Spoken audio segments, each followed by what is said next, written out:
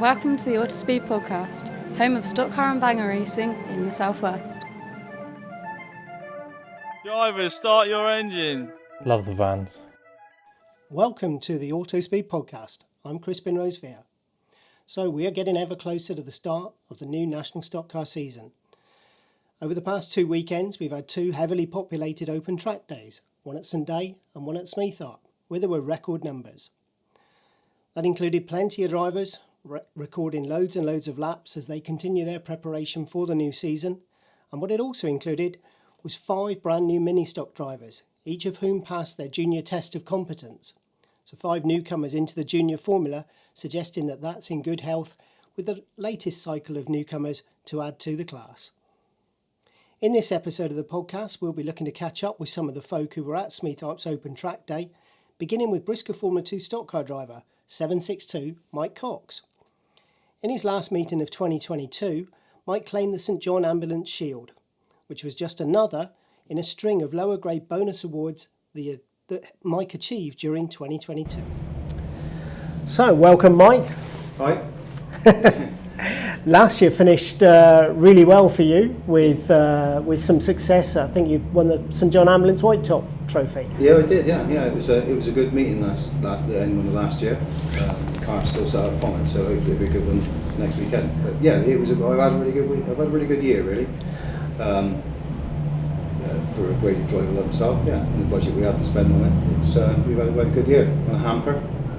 Yes, of course, yeah. Some tyres, yes, it's, so yeah, we've had with a lot of low grade bonuses on offer. You scooped a good proportion of those. I did. It made up for the 10-15 years where I've been beating the corners off on your fence. Out of the 3 tracks in the southwest, then, talk to me about each of them, because they're all very different. They are very, very different. I mean, Mendip's is my home track. It's a track that I've been brought up on. It's the only one I've really raced on for years. I've always liked coming down here, Taunton. It's been good. Never really do any good here, but I just enjoy it here. We're always well received, and we always have a good day's racing. And you can come in the summer and in the evenings, race on it, have a school night meeting, which is lovely to do.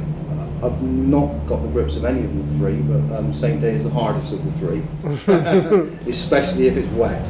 But again, apart from costing so much to get there, being such a long way away with everything where we are now in life, it's a good place to go and have a race round. Okay, we supported it when the support was asked for, because that was the beauty of keeping all the tracks we possibly can in our network of fun. For sure, and I think in the southwest we're sort of spoiled by the fact that we've got 3 tracks which are all so different. Yeah, in not a massive geometrical scale really. They're all quite close, aren't they? Yeah. If you were going to race in the south, you'd be looking at racing at those. Yeah, I think so. I think if you live in the West Country and you're setting out on a season that's going to find you 20 to 25 race meetings, that will adequately cover it, I think. Definitely, more than definitely so, yeah. For sure. Okay, and so this season there's going to be a new addition to the Cox Racing team. Yeah, there certainly is. We couldn't stop it. He's always wanted to do it. Jamie's always wanted to do it. All of my children, stepchildren race junior rods, and it's 1 litre front wheel drive non-contact cars. There's a couple that are looking to come into other levels of the sport, but Jamie's always wanted to do Formula 2s. We were fortunate, really. We managed to buy an XE in England, TLF, that Terry Butcher, a good friend of ours, been racing on Outlaws. Yeah. And he's doing quite well with it as well. So we bought it, put the tyres on it, tidied it up a little bit, personalised it, but apart from that, we've not messed around with the setup. Had a good day yesterday, first day out at Mendip practice day, and had an equally good day here. He's done 39s on a mixture of people running the new high flies which he's on, and the Yokohamas which people are running for the last couple of meetings now. Yep. Relatively smooth. All different when he starts smashing each other up, but yes, so far so good. He's done really well. Very proud of him. Okay, that's an excellent start, an excellent way to get moving. And then Jamie's first meeting will be at Easter at Mendip's. We will talk about that after today. I think that might be it's what I did. My first meeting was World Qualifying round at Ringwood, straight in, get on with it. But it's a little bit different. The scope of cars at a world qualifying round are more top-endy, fast cars. I don't really want to see him have the all four corners beat off it in the first meeting. So we'll talk about it. Maybe he will, maybe he won't. If not, it'll either be here over the Easter bank holiday. Yeah, and we'll just go from here to Bristol. Really, we've managed to buy 2 slippers for it, so we've got one for here and one for there. So yeah, it'll be mainly here in Bristol. Okay, but in terms of your own racing, you're going to be ready to still carry on driving badly. I won those Yokohamas, which I'm still on, so that's why I'm racing next meeting, because I've still got good tyres on it, and it's set up from last time. So yes, I will do as much as I can. If and when we can get 2 cars to the track, we will. Budget dependent, and yeah, I'm still going to keep on keeping on. Okay. It's the only way.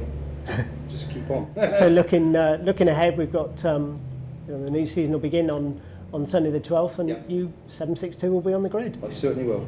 Okay, excellent stuff. I think it's going to be a busy day. We've had a really busy day here with the open track day, over 20 cars. And a lot of new ones as well. There's been a lot of different faces as well. Yep. People from the past, people who fresh their cars up. Yeah, it's be good. Exciting times. We wish you well for that for next week. Thank you very much. Thanks for joining us today. No problem. Thank you very much. Thank you.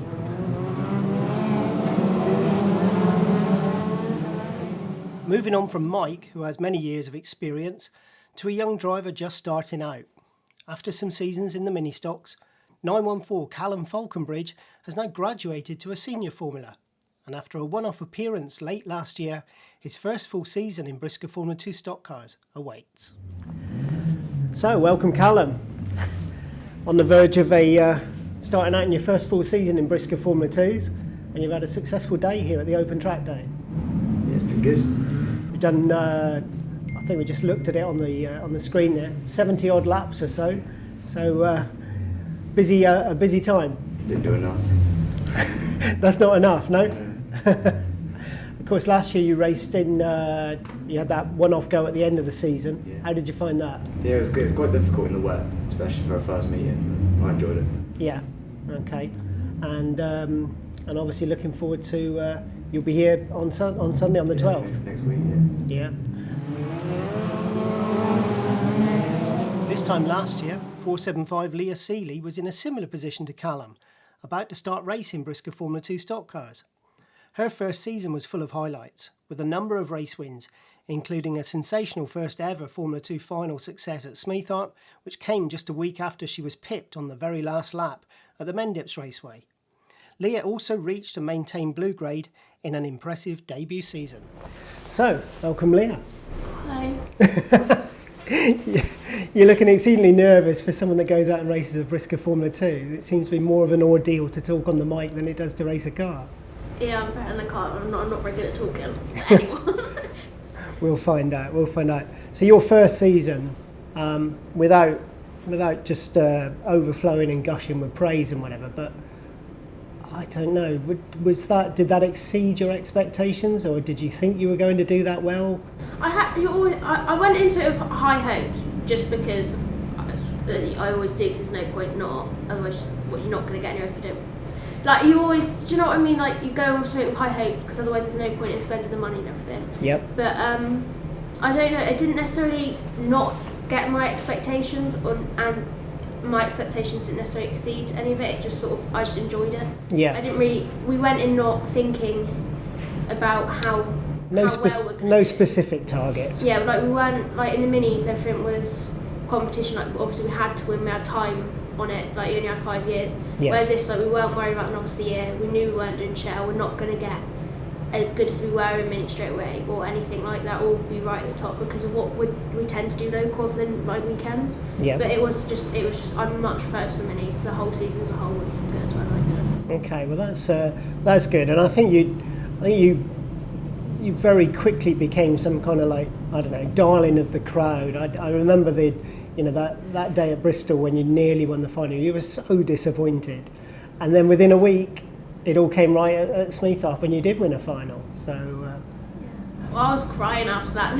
I was at Bristol and I was like trying to hold back tears, and the microphone, like the person on the microphone came to us like, no, please don't. I actually swore. I was like, oh, oops. But then I think because I was so desperate for it, I've been desperate for a while. It's just like it was that final tweak, and Taunton is the track that I feel most comfortable at. Yeah. So I do tend to do better here than I do anywhere else because I like it. I do love the track. And then of course you raced at Aldershot as well. You raced the British Championship that was meeting. good. Yeah. That was I think was a really good track for the F2s. I enjoyed that meeting. Yeah. I think I made a point on a previous podcast that some of the really fast drivers that day seemed to be very, very light people. I mean, you're obviously,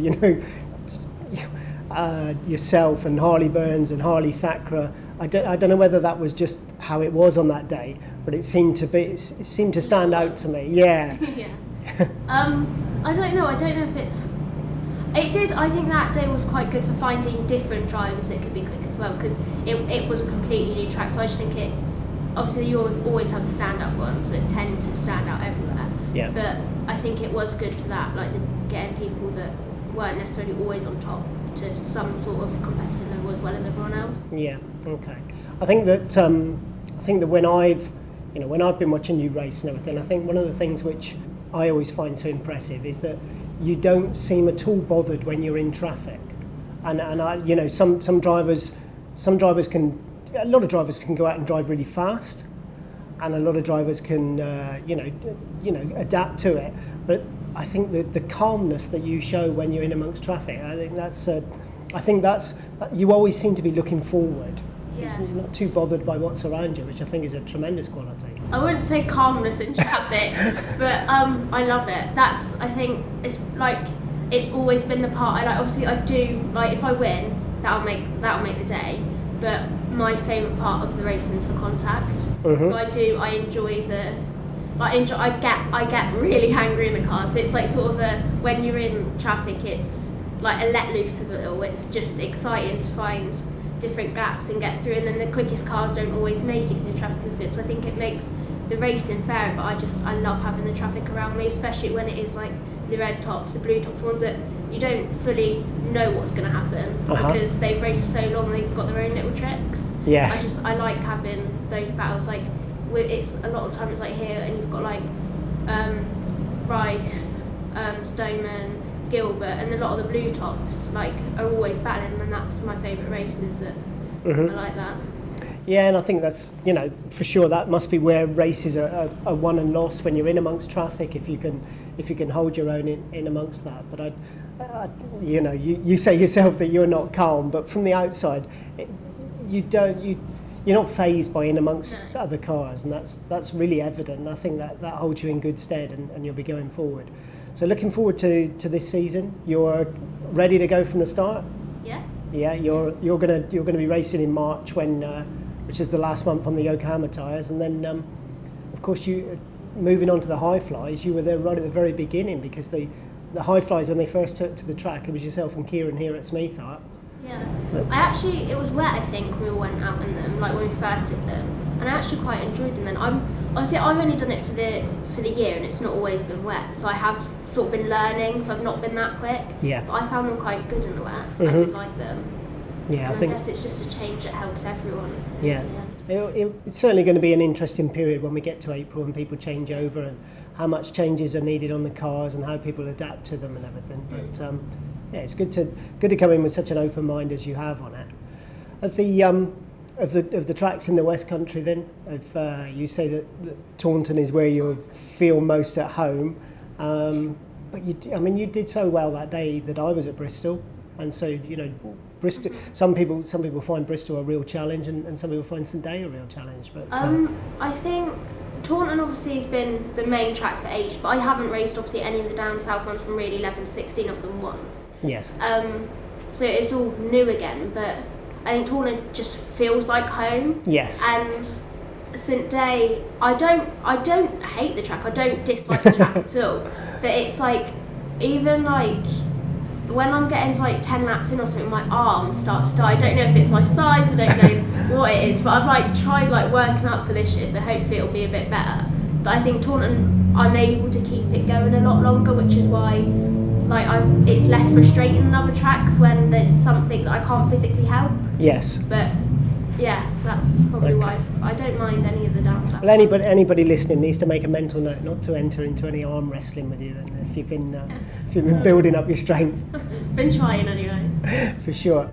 Whilst Formula 2s will be racing in the southwest for the first time this year, there will also be plenty of attention on the 2-litre national bangers as they chase the PRI World Championship wildcard. I managed to speak with a potential dark horse for honours, 2016 Winter Open champion, 83, Ben Stiles. Right, welcome Ben. Well, Ben, we can't really go much further. We can't really start until we think back to last year, to the August Bank Holiday, Caravans Day. yeah. And you were one of the famous 5 in that absolutely memorable race. I remember the National Bangers were screaming that day for an all-comers race. Yeah. And when it came round, just 5 of you just came on the track, and we all thought, oh, this is just going to be a nothing event. But it turned into one of the most memorable races of the season. Yeah. So I come out, I haven't raced as much as I wanted to lately, so it's more so just trying to get some lap time in and expecting to save the car, so it was the opposite of what I thought it was going to be. Quite the opposite. But I think that I don't know what it was just that the spirit of the moment just overtook everybody. Yeah. And all 5 of you, yourself, Charles, Terry, Sean and Ryan, wonderful spirit amongst you. All of that real heavy crashing, all done. You could just see everybody smiling, even though you had crash helmets on. It was obvious that everybody was smiling and having a great time. Yeah, so it's a standout race of my season by far. So, yeah. That was terrific. And I think that the reaction from the crowd as well. Yeah. On the parade lap afterwards, as I say, it was worth killing the car for, definitely. Yeah, absolutely. I remember walking out on the track and trying to somehow, sort of like herding cats, making sure none of you vanished, to make sure you all got the chance to go on the parade lap, and the response from the crowd was absolutely, it's just wonderful. Yeah, definitely made it worth it. And I think that makes it all the more galling of how difficult it is at times for us to get a big day for national bangers, when that type of heavy action is very much what people want to see, but we seem to struggle, seem to be having a bit of a struggle to try and get enough numbers. Although, as that race showed, you only needed five drivers with the same mentality of just keep driving into one another. It was definitely worth losing the car for. So, and it was, it's worth it just from the actions of the crowd, and I think all of us on the parade lap agreed it was worth it. It was absolutely superb. So looking ahead, National Bangers are with us on Sunday for the PRI World Wildcard event. Interesting to know how that's going to play out, whether it's going to be a bit of racing because there's such a prize on the end, or whether there'll be one or two that are acting up and causing a bit of damage on the way. So interesting. It's hard to predict, isn't it? You can never call it, can you? It's just no. And you touch on predicting. I think that if you look down the years of drivers that have been real big time stars in national bangers, it's the unpredictability in terms of you look at them come through the pit gate and you think, oh, they're in this race. I wonder if they're going to try and win. I wonder if they're going to try and wreck somebody. And just not knowing is part of the fun. Yeah, and like I said, there's definitely some talented drivers here that can race and wreck. So it's just down to how they feel on the day, I suppose. And how do you approach the race yourself? Do you still get, you've been racing now for quite some time. Do you still get nervous before races? Yeah, still do. Generally on the drive here. Yeah. Okay, that's. A bit nervous then, but it's the same. As soon as the flag goes, it's forgotten about. Yeah, you're then concentrating on racing and getting around there as fast as you can and looking out for people and seeing who's looking out for you. More importantly, Okay, and the trying to win the wild card to try and get on the grid at Bristol, that would be for somebody that's going to be a real achievement, and is going to cut out of the season any kind of efforts if they need to try and qualify through other routes. Yeah, it's always challenging on the day to qualify because every PRI is carnage. So everyone's going to want to be seeded through and take a nice fresh car straight into the final. Yeah, for sure. That's Yeah, I think it's going to be interesting stuff. Yeah. And any predictions for us? Not a chance. Not me. Say again? Not me. Not you. Not you. No, there's some, like I said, there are some fast drivers here, so yeah, it's just, I suppose it depends on whether they choose to race or crash. Like I say, so, you know, the season's already started with fireworks, isn't it? So Yeah, for certain. The meeting at the first meeting we had at St Day was, I think that exceeded everybody's expectations. yeah. There was quite modest numbers, but as is always the case with the little cars, they were, you know, that was terrific. The mentality of turn up, race a car, wreck it, and yeah, well, you know, it's a long time till there's a micro meeting again. So that made for some good racing, and of course there was a bit of I don't know, bit of Star Wars, I think, in the big cars. Yeah. And how that will manifest itself and continue is probably one of the questions ahead of the weekend. Yeah, it's probably what a lot of people are asking that. So. But if that all happens, then that may take some of the big star names out of the running and leave it open for one or two others. But you've had good results here before. It's not. Yeah, You know. yeah. Not so much recently. It's you know, more so in sort of the rookie days and that round here. Now it's an achievement finishing a race for me. I think you're playing yourself down, Ben, and you may be a little bit of a dark horse. I should imagine it's not like you're going. You know, don't let this sound remotely disrespectful. That's not what I mean, but it's not as though that you're out there with a target on your back, and you know, you're not shouting and singing about your own self, and someone's going to be out to get you. So who knows? It's got us. I mean, we're all in it to win it, aren't we? So Absolutely. Yeah, you may be flying under the radar and winning by default, still a win. coming up with another strong day. Well, as I say, we're looking forward to that on Sunday. Hopefully, it'll be a good number of national bangers. Yeah. And we wish you well. Right, thank you very much. Thanks, Ben. Thanks for joining us. Thank you. Thank you then to all of our guests on this week's podcast. The attention now is firmly set on this Sunday, 12th of March, Smeatharpe Stadium. The PRI World Championship wildcard for the 2 litre national bangers takes pride of place. Who is it that's going to qualify for Mendips in September with a chance to claim the gold roof? BriSCA Formula 2 stock cars will be racing in the southwest for the first time this year. The MDP Services Trophy is up for grabs, as is usually the case with the opening meeting, and that means plenty of bonus awards during the course of the meeting as well. For saloon stock cars, this is World Championship year at Smeatharpe, and so this first meeting at the circuit, that's carrying extra significance as drivers continue to get ready for the chase for the gold roof come September. And to complete the lineup on Sunday afternoon, stock rods, lots and lots of them. Numbers are booming in the stock rod class, and we should see a really big grid of cars this Sunday. So we look forward to seeing you at Smeatharpe this Sunday, 12th of March, 1 p.m. start time. If you've enjoyed Autospeed Podcast, home of stock car and banger racing in the southwest, don't forget to give us a like and subscribe and hit that notification bell for future podcasts.